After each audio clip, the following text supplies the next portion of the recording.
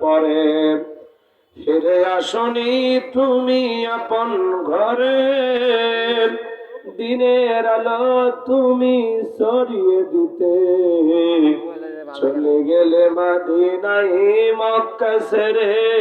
হে রাসূল তোমাকে ভুলি আমি কেমন করে, হে রাসূল তোমাকে ভুলি আমি কেমন করে। লা ইলাহা ইল্লাল্লাহ জোরে, লা ইলাহা ইল্লাল্লাহ জোরে। দাঁড়ানো ভাইরা বসেন বসেন, যুবক যারা আছে বসো। লা ইলাহা ইল্লাল্লাহ জোরে, লা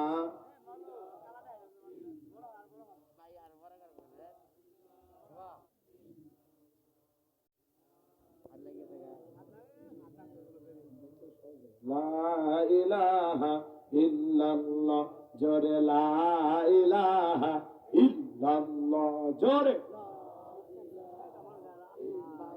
ফুলের বুকে থাকলে মধু ভ্রমর যেমন আসে,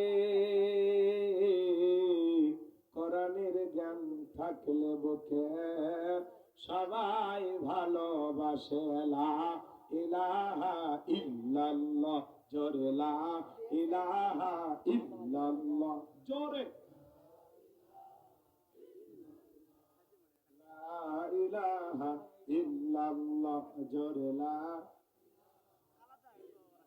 সবাই চেপে চেপে বসেন, আর যারা দাঁড়িয়ে আছেন একটু বসেন ভাই। লা ইলাহা ইল্লাল্লাহ জোরে, লা ইলাহা জোরে, লা ইলাহা জোরে, লা ইলাহা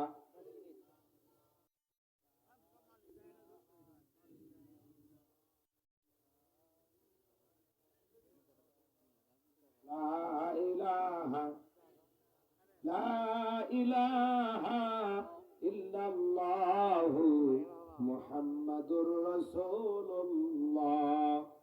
জবান ছেড়ে এক বাক্যে পড়ছি সাল্লাল্লাহু আলাইহি ওয়াসাল্লাম। বাংলাদেশের ঐতিহ্যবাহী শেরপুর জেলার শ্রীবতী থানার অন্তর্গত খামারিয়া পাড়া তরুণ ছাত্রদের উদ্যোগে আজকের ইসলামী মহাসম্মেলনে সম্মানিত সুযোগ্য অনারেবল প্রেসিডেন্ট হাফিজ কারি মোহাম্মদ আমিনুল ইসলাম দাহমাত বারাকাতুম আলিয়া আল্লাহ পাক তার গোলামকে হায়াতে তৈয়বা সিয়াতি কুল্লিয়া দান করুন, চিল্লা বলুন আমিন। সহ সভাপতি হযরত মাওলানা মোহাম্মদ নজরুল ইসলাম, আল্লাহ পাক তার গোলামকে হায়াতে তৈয়বা সিয়াতি কুল্লিয়া দান করুন, চিল্লা বলুন আমিন। আজকের প্রোগ্রামের প্রধান অতিথি বিশিষ্ট রাজনীতিবিদ জননেতা জনাব মোহাম্মদ মাহমুদুল হক রুবেল, আল্লাহ পাক তার গোলামকে হায়াতে তৈয়বা সিয়াতে কুল্লিয়া দান করুন, চিল্লা বলুন আমিন। আজকের প্রোগ্রামের অন্যান্য অতিথিবৃন্দ, আমন্ত্রিত ওলামায়ে কেরাম, আজকের প্রোগ্রামের আলোচনাটাকে ধন্য করেছেন হাফেজ হযরত মাওলানা মুস্তাইন বিল্লাহ মুফতি আবু তালেব মোহাম্মদ সাইফুদ্দিন, সকল চিল্লা বলুন আমিন। মঞ্চ উপস্থিত সম্মানিত ওলামায়ে কেরাম, সামনে বসা পিতৃ সালেহা মা ও বোনেরা, প্রশাসনের সম্মানিত পুলিশের ভাইয়েরা, ডিবির ভাইয়েরা, জাতির বিবেক প্রিয় সাংবাদিক বন্ধুগণ, বিভিন্ন রাজনৈতিক দলের সম্মানিত নেতা কর্মী ভাইয়েরা, সবাইকে নিয়ে মহান রবের দরবারে সিজদাবনত চিত্তে কালিমাতুশ শুকুর আদায় করে পড়ছি আলহামদুলিল্লাহ। লক্ষ কোটি দরুদ সালাম মানবতার শ্রেষ্ঠ বন্ধু বিশ্ব নবী অভদ্র মানুষদেরকে ভদ্র বানিয়েছেন, কোরআন নামের সংবিধান দিয়া কোরআন রাজ কায়েম কইরা সোনালী যুগ উপহার দিয়া যারা মহাব্বত নিয়ে পড়ছি দরুদ সালাম সকলেই পড়ুন সাল্লাল্লাহু আলাইহি ওয়াসাল্লাম। সম্মানিত ভাইরা, আজকের এই প্রোগ্রামে আসতে পেরে বসতে পেরে আপনারা খুশি না বেজার? কারা কারা বেজার দুই হাত তুলে দেখান তো দেখি। ওই যে মাঝে মাঝে হাত উঠাই, দেখছেন? সব জায়গায় তালে তাল মিলালে বিপদ আছে না নাই? খালি জোশ থাকলে হবে না, জোশের সাথে হুশও থাকা লাগবে, কথা বলে ঠিক না? আজকের মাহফিলে আসতে পেরে বসতে পেরে কারা কারা খুশি মুখে নিয়ে হাসি আওয়াজ দেবে বেশি? আল্লাহ নামের এমন একটি স্লোগান দেবেন, এলাকায় যদি কোনো ইসলাম বিরোধী উই পোকা সার পোকা তেলা পোকা থাকে ওদের কলিজায় যেন কম্পন সৃষ্টি হয় এমন আওয়াজ তুলতে রাজি আছেন যারা? বীর মুসলমানের মতো দুটি হাত টান টান করে তুলে দেখান তো তারা। লিল্লাহি তাকবীর, লিল্লাহি তাকবীর। আল কোরআনের আলো,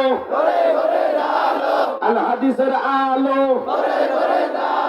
দুনিয়ার মুসলিম, সারা বিশ্বের মুসলিম।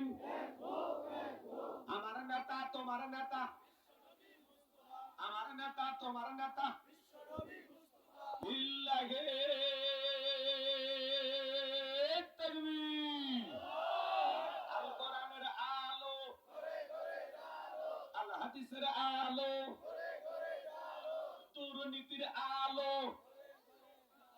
হাত নামান। অনেকে ঝোঁকে তালে বলেই ফেলেছেন দুর্নীতির আলো ঘরে ঘরে জ্বালো। বাংলাদেশে দুর্নীতি দমন কমিশন আছে না নাই? এরপরে দুর্নীতি কমেছে নাকি ডিজিটাল কথা বেড়ে চলেছে?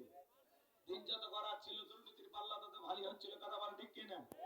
আমরা চাই আমাদের প্রিয় মাতৃ বাংলাদেশ দুর্নীতি মুক্ত আল্লাহ কবুল করুন, চিল্লা বলুন আমিন। আমরা চাই আমাদের বাংলাদেশ যৌতুক মুক্ত আল্লাহ কবুল করুন, চিল্লা বলুন আমিন।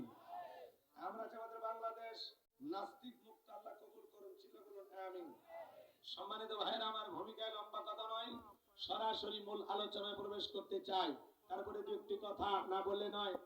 আজ থেকে 1 বছর আগে আমরা যখন কোরআনের মাহফিলে কথা বলার জন্য যাইতাম, আমাদেরকে বলতে, হুজুর সাবধানে কথা বলবেন, ভুলে যাবেন না এলাকা কার, লজ্জা করবেন, খবরদার নেত্রীর বিরুদ্ধে যেন কোনো কথা না হয়। এখনকার এই বুদ্ধিজীবীরা আছে ভাই, টর্চ লাইট মেরেও চেহারা খুঁজে পাওয়া যাচ্ছে না, কথা বলেন ঠিক কিনা? এজন্য মনে রাখবেন, জুলুম কখনো চিরস্থায়ী হতে পারে। যারাই জুলুম করবে তাদেরকে পরাজিত করবেন কে? মনে রাখবেন, জুলুম যত বাড়বে বিজয় তত নিকটে, রাতের গভীরতা যত বাড়ে ভোরের সূর্য তত নিকটে, কথা বলেন ঠিক কিনা? তো একটা জাতির উপরে, গোষ্ঠীর উপরে যখন নির্যাতন জুলুম অতিমাত্রা বেড়ে যাবে, মাত্রাকে অতিক্রম করবে, বুঝে নেবে, খুব দ্রুত বিজয় হাতছানি দিয়ে তাদেরকে ডাকবে, কথা বলেন ঠিক কিনা? আমরা তো তাই দেখতে পেয়েছি, কথা বলেন। শিশু থেকে বৃদ্ধ পর্যন্ত বিভিন্ন মানুষ রক্ত দিয়েছেন। হাজার হাজার মানুষ রক্ত দেওয়ার পরে এই পৃথিবীতে নতুন একটা ইতিহাস সৃষ্টি হয়েছে, যা বাংলার ভূখণ্ডে এর আগে কখনো হয়নি, কথা বলেন ঠিক কিনা?